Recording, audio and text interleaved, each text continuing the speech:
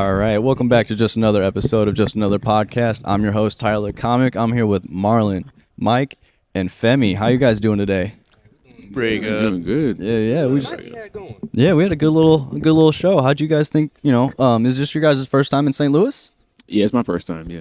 I mean, I went to school in Missouri. So. Yeah. I remember in your set. And so, how's it feel to be home, and how's it feel to be here for the first time? Oh, it's cool. It's cool. I didn't go past the Chinese spot over there. So yeah, other than that, no, food was good. Yeah, Food's good.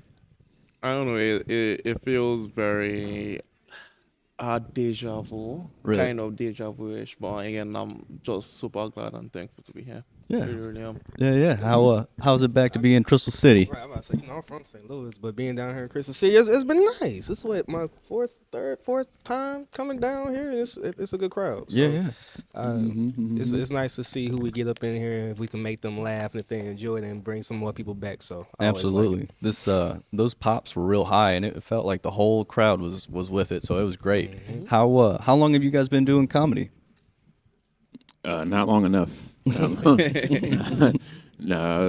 I think this is year 6 for me. I think. Sure, dang. Yeah. Yeah, about 3 years. 3 years. Wow. For me, it's going to be.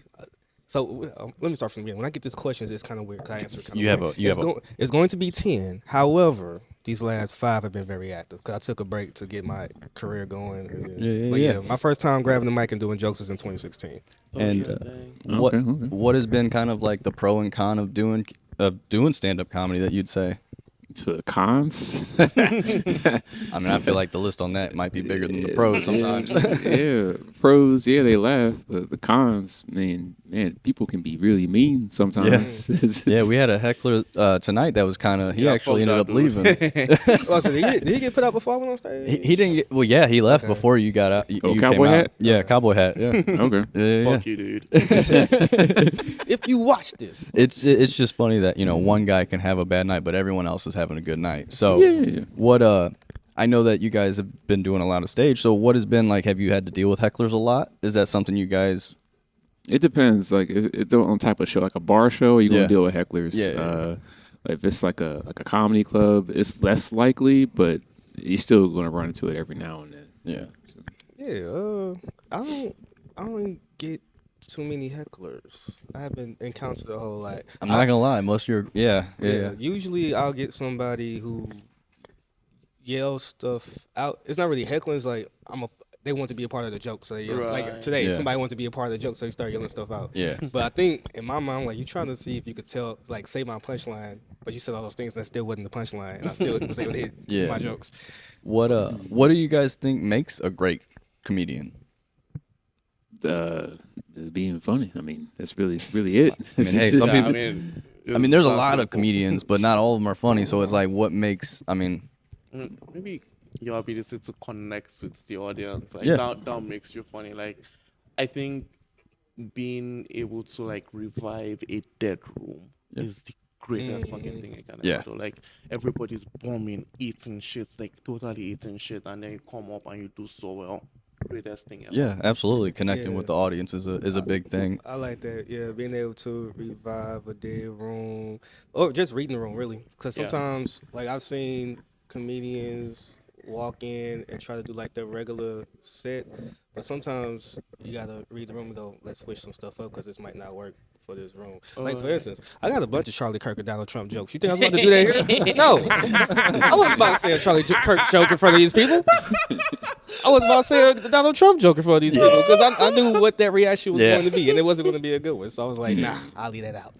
Yeah. I feel like some of the jokes another comedian was doing were just too smart for certain people in the crowd. Oh, I like, hate when I get a crowd like that. like I feel like don't get me wrong, the jokes are great, but they're not delivering because the audience is just too. They don't get it. It's not there. Just say it dumb. Yeah. dumb. I think And it's so our word we want to use. or it's just not a part of their culture sometimes. yeah. Right. Because, like, I do certain jokes. Like, I remember I did a joke in the black room and just completely didn't hit. But when I did that joke, and like up front of a bunch of white people, they loved it. It was like a slave cat joke. I was like, even by the title of that, it sounds like, yeah, black people love that joke. But for the bunch of white people comparing slavery to owning a cat, they were like, oh, that's hilarious. Yeah.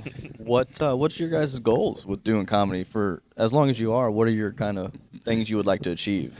Goals. I don't think anybody's asked me about my goal. Hey, man. That's what Tyler's here for. I was gonna say that's what we do. a faint list of things I want to do. At least traveling Yeah. more. Been doing that more. So getting in front of more people is the biggest thing. You can't stay where you're at for very long because you're just gonna be around the same people, and then you're gonna think you're hot shit, and then you're gonna go somewhere outside of your comfort zone. And you're gonna realize it's not it. It's not. I've seen a few comedians in just the short time that I have that I think are great, but because they are comfortable, that they don't try to get better, and that they just stay in that same thing. And I'm like, you had great potential, but just because you're just comfortable, you don't want to step out and afraid to bomb. That's part of it. But I mean, we all afraid of bomb, but you gotta go through it. Yep, you gotta go through it. And it's gonna happen too. It's gonna happen. You gotta fully. My thing is to minimize your bombing. You have to fully commit to a joke because the one time I bombed, I wouldn't call it bombing. It's like I messed up. One joke didn't hit, but I brought him back with the rest of it. But I bombed on one joke because I didn't fully commit to the joke. It was a new joke. I feel like it had like a lot of actions I was supposed to do with my body, and then I did it, but I didn't fully commit to it. I was like, okay. That one didn't work. I'm gonna bring y'all back with the other one. Yeah, the audience tells like if you're being real or not, and like I feel like some people who are trying to be fake on stage they get called out, and that's why they don't really.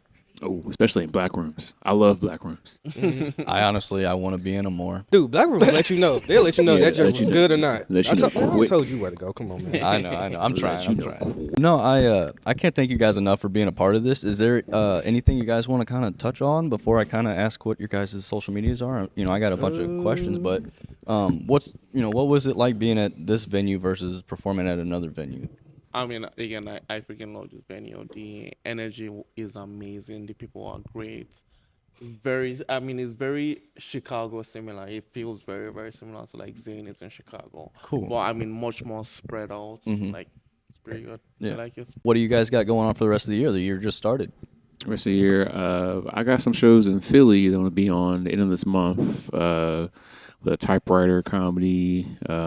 Jamie Pappas does that show. She produces a lot in the city, and just a lot of the Philly scene is one of the best scenes.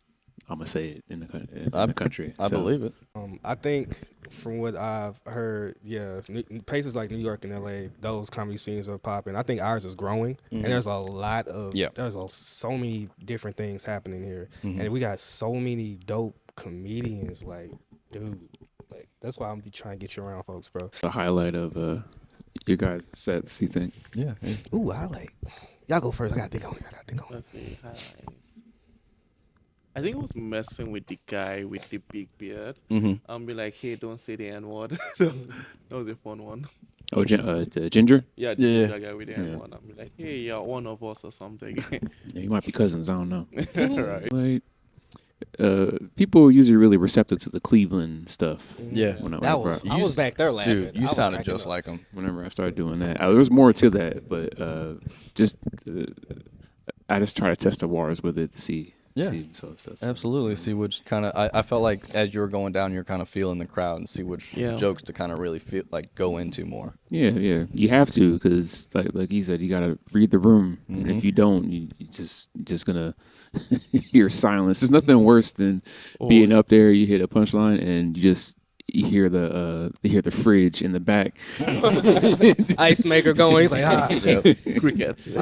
I will say, which each one of your guys' sets, you guys are comfortable in the silence though. Like there was laughter in the moments that you were silent. That I'm like, yeah, I would have been sweating like in those moments.